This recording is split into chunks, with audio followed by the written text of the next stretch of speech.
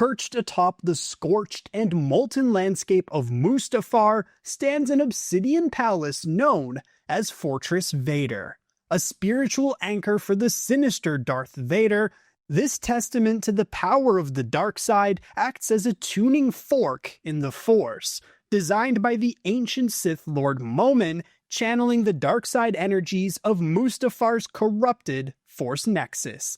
Today we're exploring what lies within the obsidian walls of Fortress Vader and bringing you every single room inside Darth Vader's castle. This video is sponsored by Saber Council, the best place to get a lightsaber worthy of any Star Wars collection. For Labor Day, Saber Council is bringing back one of their most popular sales. You can get a free dueling saber with any replica saber purchase. That means if you pick up a high-end character replica like Vader's, Luke's, or the Darksaber, you'll also get a durable dueling saber at no extra cost. It's the perfect way to have one saber to display and another to actually battle with. This deal is available this week only, so don't miss it. Check out the link in the description to claim your free dueling saber with any replica tier saber. It automatically adds to your cart. Big thanks to Saber Council for sponsoring the channel. Now, let's get back to the video. Throne Room. The first room we venture to lies in the heart of Fortress Vader, the Throne Room. Vader himself was not a person of luxury, nor did he care much for intricate design or artistry, something reflected especially in this very room. Vader's large monolithic throne is a bulking geometric structure constructed from a dark stone, likely obsidian. The lack of any ornament in this room echoes Vader's eternal emptiness and holds only one other object inside, a single holo projector. It's from his throne on Mustafar that Vader would send holo communications to different people across the galaxy, including his master, Darth Sidious. Interestingly, where Vader would normally kneel or bow upon the sight of his master at any other given time, he remains seated when at his throne. This reflected his perceived authority while in his fortress, even over his own master, something not even Count Dooku did when in his castle on Sereno. Bacta Chamber. Possibly one of, if not the most important room within Fortress Vader, was the Bacta Chamber. It was one of the most vulnerable spaces within the building, where Vader would submerge in Bacta to alleviate the agony of his constant physical torment. Here, Vader would be rid of his armor and helmet, and was the only place in the castle where Vader could live in sensory peace. Since it was this place where Vader was always most vulnerable, only his most trusted servants were permitted entrance, and the room was often guarded by Imperial royal guards. It was for this reason that when an artificial intelligence called the Scourge attempted to control Vader, they attacked him in the Bacta Chamber using controlled DT-series sentry droids. Fortunately, Vader could recover quickly and would soon destroy the droids and rid Mustafar of the Scourge. Meditation Chamber. While much of his time was spent meditating within the sensory-deprived Bacta Chamber, Vader also had a dedicated sanctuary in his castle to commune with the Force.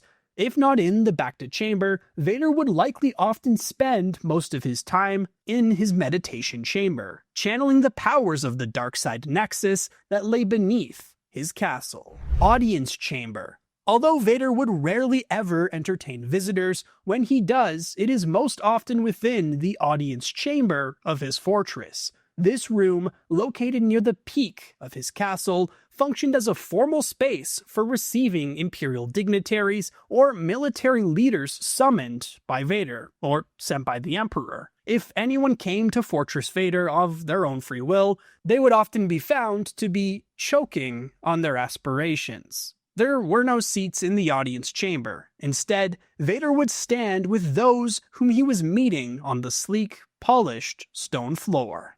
Wayfinder Room. While Vader wasn't necessarily one to keep relics, he did have a room dedicated to storing Sith technology, and most notably, a Sith Wayfinder. Generally, Wayfinders were used to navigate the unknown regions of space and trace flyable paths through uncharted regions of the galaxy. This chamber effectively acted as a vault of Sith knowledge.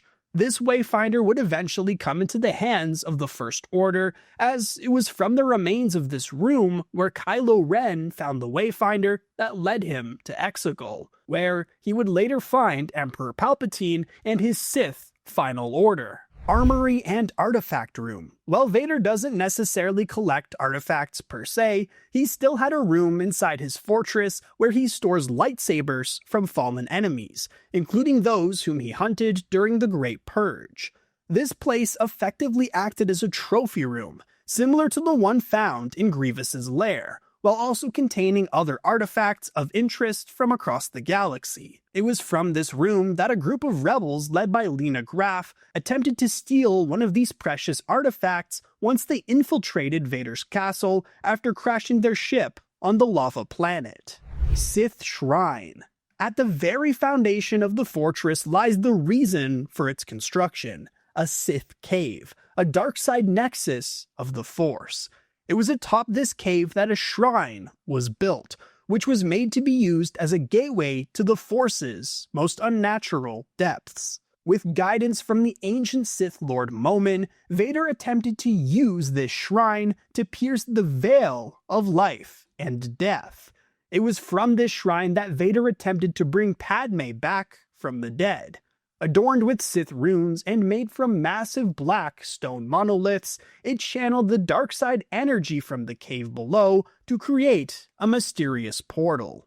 However, instead of finding his wife, Vader was betrayed by Momin, who used the portal to instead bring himself back from the dead, along with his dual lightsabers. Crippling Vader when he emerged from the portal, Momin fought the Dark Lord of the Sith to the death. Only, Vader was an opponent much stronger than Momin had expected, and he was eventually crushed by Vader's power. Or, more accurately, Vader crushed him with a giant monolith. The shrine ended up being destroyed in the process of the battle, along with Vader's hopes to ever see his wife again. Hangar Bay. Located at the base of Fortress Vader is the hangar bay where Vader's personal ships, including his own modified TIE Advanced X-1 fighter, are stored and maintained. This hangar also held the ships and vehicles for the personal garrison of lava troopers and stormtroopers stationed at the fortress. It was from this hangar bay that any visitors would first arrive, entering Vader's castle and be greeted by the surrounding lava flows and suffocating heat of the planet. Barracks and troop quarters. Though never explicitly mentioned, the presence of an Imperial garrison makes it reasonable to assume that a fortress of this magnitude contains barracks and troop quarters. These rooms would house stormtroopers, lava troopers, and officers responsible for the security and upkeep of the fortress, along with the possibility of housing security droids who would patrol the halls of the castle. Dungeon and detention cells. The dungeon complex, held in the deepest depths of the fortress, held prisoners for extended periods. Often, these cells would only hold people of special interest, including remnants of the Jedi Order or anyone important to the personal efforts of the Dark Lord himself. Interrogation chambers. While Vader would conduct interrogations within the cells of certain prisoners, should better facilities be required, Vader would use properly outfitted interrogation chambers where prisoners would be brought for questioning or punishment. These chambers would likely come equipped with torture droids, restraints, and observation panels. Control room or communications hub. Every Imperial facility required a centralized command center, and Fortress Vader is no exception. Coordinating internal systems, surveillance, and communications, the command center was staffed by trusted officers and allowed for direct contact to Vader himself. Security in Vader's castle was intense, with cameras constantly being analyzed.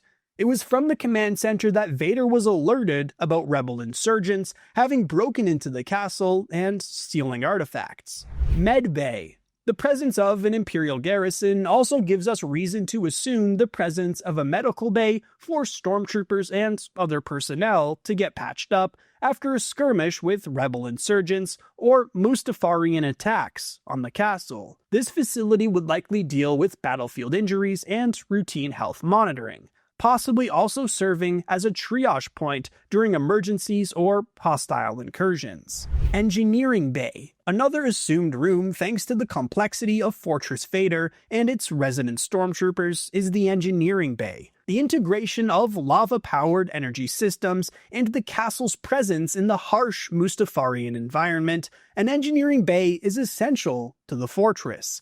Here, any technicians present on the base can maintain power, environmental controls, and defensive systems. This area would also likely include droid repair stations for the fortress's resident DT series droids or K series droids.